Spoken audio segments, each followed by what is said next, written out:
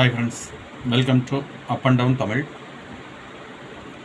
இன்றைக்கி நம்ம வீடியோவில் என்ன பார்க்க போகிறோம்னு பார்த்தீங்கன்னா, புதிர்கட்டங்கள் அதுதான் கொடுக்கப்பட்டிருக்கு. 2 புதிர்கட்டங்கள் கொடுக்கப்பட்டிருக்கு. அதுக்கு குறிப்பு நான் சொல்கிறேன். 2 புதிர்கட்டங்களில் முதல் எழுத்து சி அப்படிங்கிற எழுத்து கொடுக்கப்பட்டிருக்கு.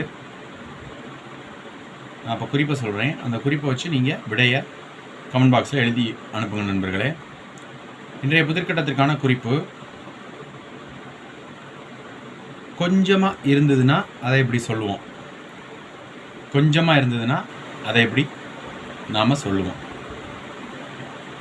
அப்புறம் பல அப்படிங்கிறதுக்கான எதிர்ச்சொல் இது வந்து பல அப்படிங்கிறதுக்கான எதிர்ச்சொல். ரொம்ப எளிமையான 2 எழுத்து புதிர்கட்டம் தான். கண்டுபிடிச்சு உங்கள் விடைகளை கமெண்ட் பாக்ஸில் அனுப்புங்க நண்பர்களே. நன்றி, வணக்கம். தேங்க்ஸ் ஃபார் வாட்சிங்.